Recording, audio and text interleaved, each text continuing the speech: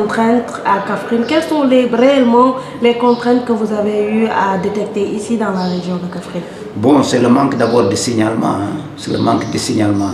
Vous savez, nous sommes dans une société de Soutoura, une société de Nepal, donc on n'aime pas dénoncer le voisin. L'autre chose, la question des violences sexuelles basées sur les gens, c'est des questions qui se trouvent au sein. Les victimes, les auteurs de ces violences sont eux-mêmes au sein des familles. On parle souvent de tonton Saï-Saï. Tonton Saï-Saï, ça peut être le papa, ça peut être le frère, ça peut être le tonton. Souvent, c'est quelqu'un qui est proche de la victime, qui est l'auteur de ces violences.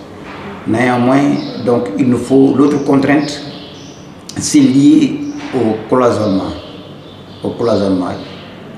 Le cloisonnement, c'est-à-dire c'est qu'un travail de son côté. Il nous faut donc une synergie. Mais l'autre chose aussi, il faut une appropriation donc, de ces lieux par les comités locaux, par le niveau communautaire. Parce que les programmes et les projets sont appelés à disparaître ou bien à partir. Et pour relever donc aussi le défi de la pérennisation, il faut donc vraiment qu'il y ait une approbation donc par les communautés. Voilà, les Badiangor, les ASC, les associations de jeunes, les associations de femmes. Tout ce réseau-là, donc il faut l'exploiter pour une bonne prise en charge de cette problématique. Et pourquoi le choix de la région de Kaffrine en fait? Bon, d'abord, Enabel, sa zone d'intervention, c'est le pôle Sinsaloum, Kaolack Fatick Kaffrine. Donc c'est l'un des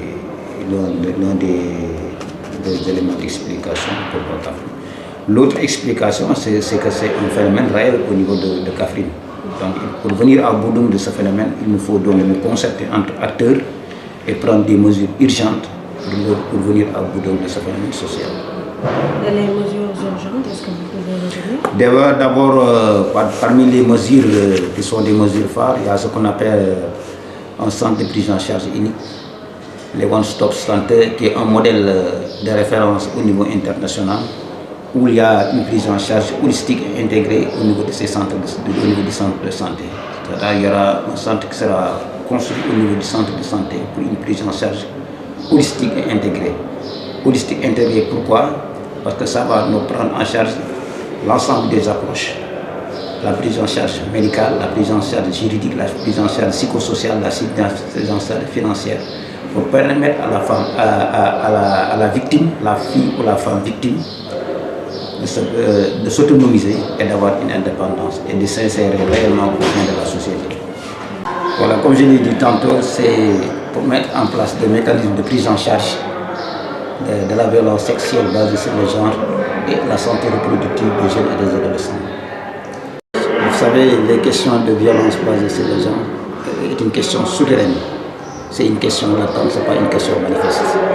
Et ces informations sont dispersées au niveau des différentes structures de l'État, que ce soit au niveau des forces de sécurité et de défense, au niveau des services sociaux comme l'AMO, l'action éducative en milieu ouvert, au niveau de l'action sociale, au niveau du développement communautaire, mais également au niveau des structures de la société civile. Mais je crois qu'avec la direction de la famille et l'appui donc d'Enabel, il y a un projet de mise en place d'une banque de données dynamique qui permettra aux différents acteurs de se réunir autour de la table et d'alimenter de manière dynamique donc, cette base de données pour pouvoir avoir une situation assez exhaustive donc, des questions de violence basées sur les genres. On peut avoir des chiffres, mais c'est des chiffres qui sont disparates et qui ne sont pas exhaustifs. À peu près? Bon, je ne peux pas me prononcer pour donner des chiffres quand même. Alors, si on poursuit...